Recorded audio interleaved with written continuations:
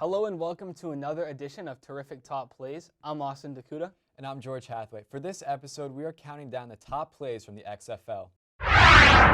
Starting off with the New York Guardians in DC to take on the Defenders. Let's take a look at our first play. So we see a flea flicker here, Cardale Jones showing off the arm strength that got him drafted to the NFL, making a name for himself now in the XFL. Nice flea flicker, trick play there by DC. It was absolutely a great play, and Cardale Jones, absolutely an amazing quarterback, and I think he should be in the NFL, but that's up for the scouts to decide. I mean, here it looks like it's going to be a jet sweep, but then they kind of, it's a double trick play with the flea flicker and the fake jet sweep, and a good yardage there. Yeah, and I mean, XFL is playing at NFL speed. It's interesting football. I'm all in on the XFL. I'm a big fan of the XFL.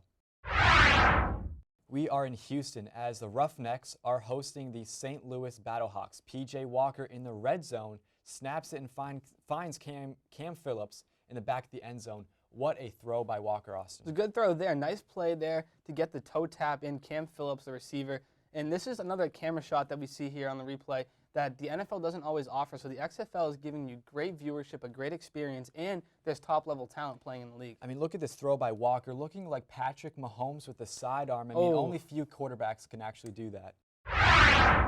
Head over to the Guardians, who have been struggling this season, and this play shows it all. Matt McGloin, with a lot of pressure coming in his face, dumps it off and throws the interception. Jameer Thurmond takes it to the house, the pick six there. Matt McGloin, if you saw the interview at halftime, ripped into his teammates and said, and I quote, "We need to change the entire game plan." So not a good look there for New York. The DC Defenders have been having some success, and they're clearly Washington's favorite team, and the Redskins don't seem to have much popularity left. Yeah, at least one Washington team is doing well for them there, Austin, because the Redskins surely have not been providing them the winning success. Here we go in the red zone for the Defenders once again, Austin. And a nice pass there down the back of the end zone in the corner.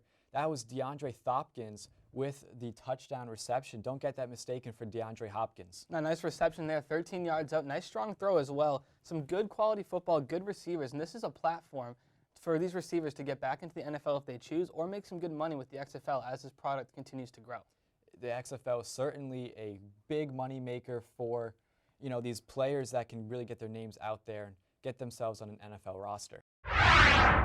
On the West Coast, the Tampa Bay Vipers are in Seattle and hold a 9-point lead over the Dragons. Brandon Silver heaves it down the field for a 68-yard bomb to Keenan Reynolds. What a play, what a reception. And he's got a pretty good arm there, does Reynolds. And a nice reception there for the touchdown. Seattle got back in that game, and it was a good contest to the very end there on Fox.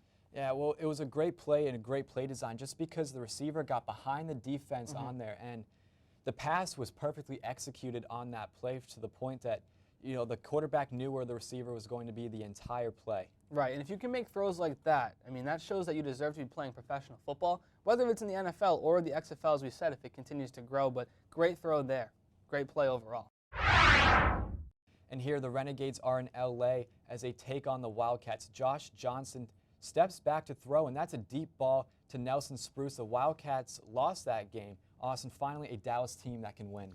Well, the Cowboys sure can't do it for you, George, so maybe you should hop on the bandwagon here with these Dallas. I might have to. That's the Dallas Renegades. I mean, they might be able to call Dak Prescott after the Cowboys don't pay him the money, right?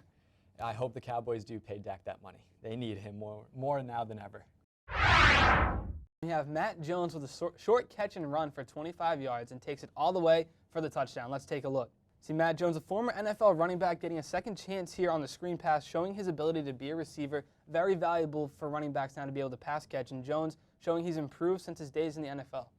And it's what's great about the XFL, Austin, is that these players who didn't make a team in the NFL or got cut by that team can now have that second opportunity to make a name for themselves. And that was absolutely great. And it looks like there on the defense, player must have lost his helmet on that replay and kind of upset over that, but it's the XFL where if the helmet is on the ground, it's okay. Yeah, and one of the things, too, about the XFL is after this play, they'll go ask the defender who lost his helmet what happened on that play. Right after the play, the on-field access is unprecedented. Yeah, we might have a job opportunity opening up there for us in the XFL, Austin.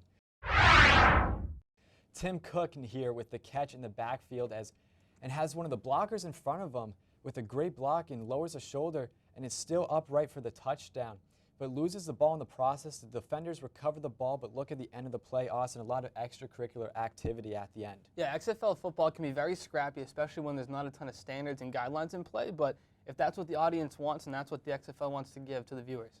And it's great. And, you know, with the extracurricular activity, the NFL will not allow you to do that. They'll break that up, you know, as quickly as possible. But the XFL, they let it go on for a little bit to give the fans what they really want to see. Our next top play is Cameron Artis-Payne, the former Carolina Panther running back, now of the Dallas Renegades, with a 17-yard touchdown run, which is helped by a big block by his fullback and a great play there.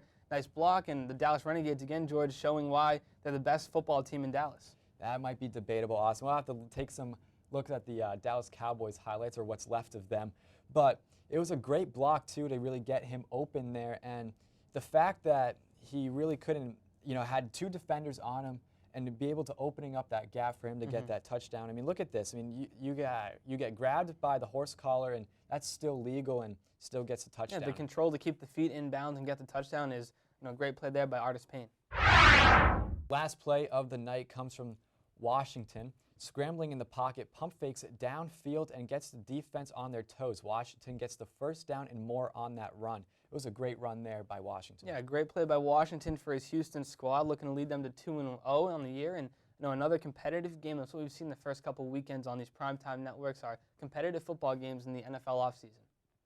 Well, that's going to wrap things up here on Terrific Top Plays. I'm Austin Dakuda. And I'm George Hathaway. Thank you for tuning in.